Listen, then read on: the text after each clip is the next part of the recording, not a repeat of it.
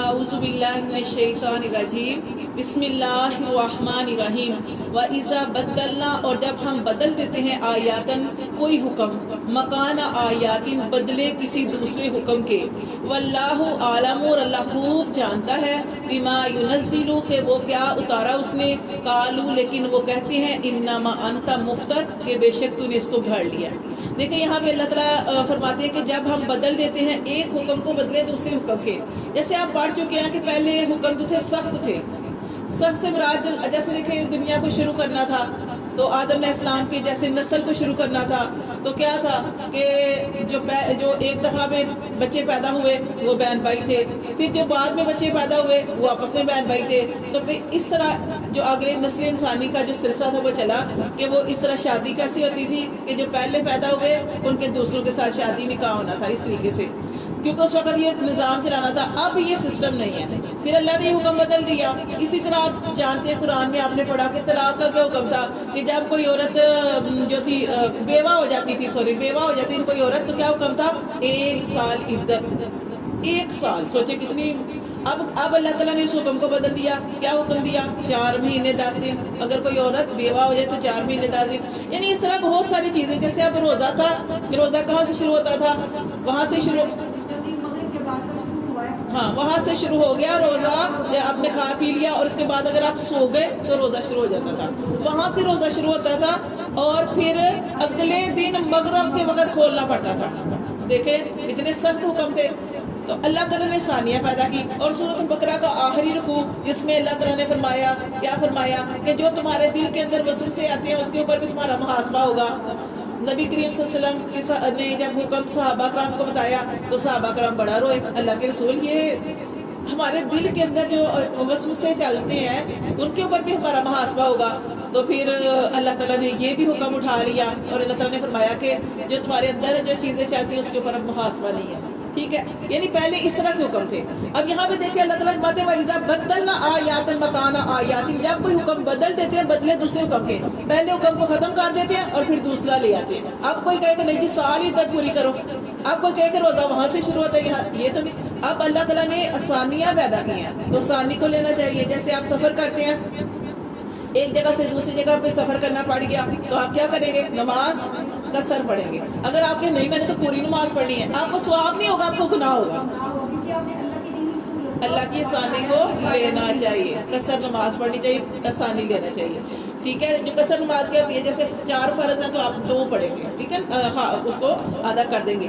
تو اللہ فرماتے ہیں کہ جب ہم بدل دیتے ہیں کوئی حکم بدلے دوسرے حکم کے، واللہ عالم، اللہ خوب جانتا ہے بما ينزل جو اس نے اتارا، قالو لیکن وہ کہتے ہیں، کون کہتے ہیں؟ مشرک لوگ، کافر لوگ کہتے ہیں نبی کریم صلی اللہ علیہ وسلم سے کہتے ہیں انما انت مفتر، تو نے تو اس کو بدل دیا، تم نے تو خود گاڑ لیا ہے۔ اللہ معاف کرے کہ وہ حکم کو کہتے ہیں کہ نبی کریم صلی اللہ علیہ وسلم سے کہتے ہیں تو نے خود گاڑ لیا ہے۔ اللہ فرماتے ہیں بلکہ اکثرهم اکثر ان کے لا یعلمون، و اکثر ان کے اس بات کو جانتے ہی نہیں ہیں، اس بات کا علم ہی نہیں رکھتے ہیں۔ اللہ فرماتے ہیں قل، آپ صلی اللہ علیہ وآلہ وسلم کہہ دیجئے نزلہ، اس کو تو اتارا ہے روح القدس، جبرائیل علیہ السلام نے، روح القدس کہتے ہیں جبرائیل علیہ السلام، جبرائیل علیہ السلام لے کے آئے ہیں اس کو من ربی کا، تیرے رب کی طرف سے، بالحقی، یہ حق ہے، حق کے ساتھ اس کو لے کے آئے ہیں۔ جبرائیل علیہ السلام جو ہے یہ قرآن وہی کیسے آتی تھی؟ جبرائیل علیہ السلام آتے تھے نبی کریم صلی اللہ علیہ وسلم کے پاس، یہ قرآن جو تھے وہی لے کے آتے تھے، اور اللہ فرماتے ہیں کہ انہوں نے اپنے پاس میں سے ذرا بھی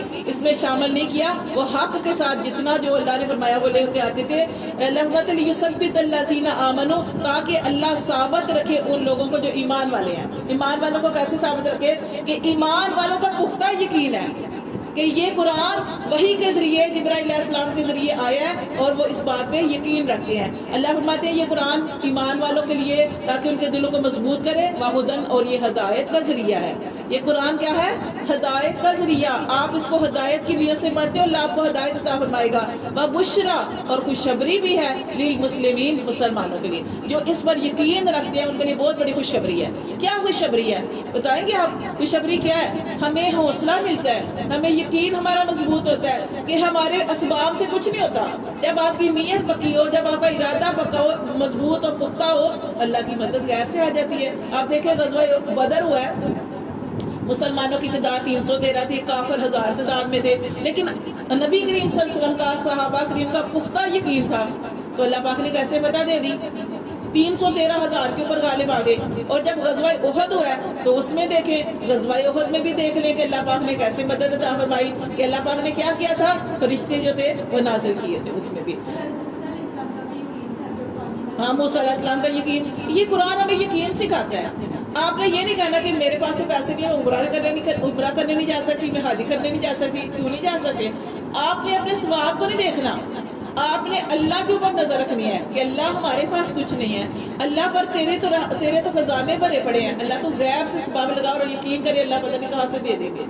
یہ ہمارا یقین پختہ ہوتا ہے۔ اللہ فرماتے ہیں یہ قرآن خوشخبریاں سناتا ہے، اس کو مسلمانوں کو، مسلمان کہتے ہیں اللہ کو، اللہ کے حکموں کو ماننے والوں کے لیے، سر جھکانے والوں کے لیے۔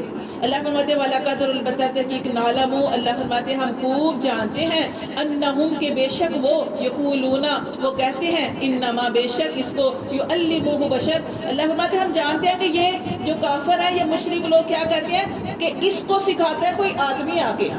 نبی کریم صلی اللہ علیہ وسلم کے بارے میں کہتے تھے کہ اس کو کوئی آدمی آ کے سکھاتا تھا، تو وہ کیا تھا کہ ایک آدمی تھا، وہ تورات وغیرہ جانتا تھا، لیکن تھا وہ غلام، تو جو غلام تھا تو وہ آپ صلی اللہ علیہ وسلم سے بڑی محبت کرتا تھا، تو آپ صلی اللہ علیہ وسلم اس کے پاس تھوڑا سا اس کو ٹائم دے دیتے تھے، اس کے پاس بیٹھتے تھے، تو یہ جو کافر مشرک لوگ کہتے تھے اس کو تو آ کے یہ جو ہے یہ سکھاتا ہے۔ اللہ فرماتے ہیں وہ کیا کہتے ہیں کہ اس کو سکھاتا ہے ایک آدمی، لسان الذی، زبان اس کی، یلحدون الیہ، اس کی زبان کے بارے میں الحاد کرتے ہیں، یلحدون کچروی کرتے ہیں، الیہ اجمی، کہ وہ اللہ فرماتے ہیں اللہ وہ تو اجمی ہے۔ دیکھیں وہ جو شخص تھا وہ اس کی زبان عربی نہیں تھی، اس کی زبان غیر عربی تھی، تو وہ قرآن کیسے سکھا سکتا تھا؟ ہمارا ایمان والوں کا یقین ہے کہ یہ قرآن اللہ کی طرف سے بذریعہ وہی آپ صلی اللہ علیہ وسلم تک پہنچایا گیا، تو آپ صلی اللہ علیہ وسلم سے جو غلام کے بارے میں کہتے ہیں یہ غلام سکھاتا تھا، کیونکہ وہ تورات کے بارے میں تھوڑا بہت علم رکھتا تھا، لیکن اللہ تعالیٰ فرماتے ہیں کہ وہ آدمی جو ہے وہ تو غیر اجمی ہے، وہ تو اجمی ہے، وہ عربی نہیں ہے، وہ کیسے قرآن سکھا سکتا ہے؟ وَهَذَا لِسَانٌ، اور یہ زبان جو ہے عربی، اور یہ زبان جو ہے قرآن کی زبان عربی ہے، مبین جو روشن زبان ہے، کھلی زبان ہے، روشن واضح کرنے والی زبان ہے۔ ان الذین، بے شک وہ لوگ، لا یؤمنون، جو ایمان نہیں رکھتے بھی آیات اللہ، اللہ کی آیات کا، لا یہدیہم اللہ، اللہ فرماتے جو اللہ کی آیات پر یقین نہیں رکھتے اللہ ان کو راہ نہیں دکھائے گا۔ جیسے ہم نے پیچھے پڑھا کہ اللہ ہدایت دیتا ہے اس قرآن کے ذریعے، لیکن اللہ فرماتے ہیں جن کا یقین نہیں ہے اللہ ان کو راہ نہیں دکھائے گا۔ وَلَهُمْ عَذَابٌ عَلِيمٌ، اور ان کے لیے کیا ہوگا؟ عذاب ہوگا دردناک۔ انما بے شک یفتر الکاذبہ، وہ بے شک گڑتے ہیں جھوٹ، الذین وہ لوگ، لا یؤمنون جو ایمان نہیں رکھتے بھی آیات اللہ، اللہ کی آیات پر۔ جیسے ہم نے پیچھے پڑھا کہ وہ کہتے تھے آپ سے سب کو یہ شخص آ کے سکھاتا ہے۔ اللہ فرماتے ہیں بے شک یہ کافر، یہ مشرک لوگ جھوٹ کرتے ہیں آپ سے سب کے اوپر، کیونکہ وہ اللہ کی آیات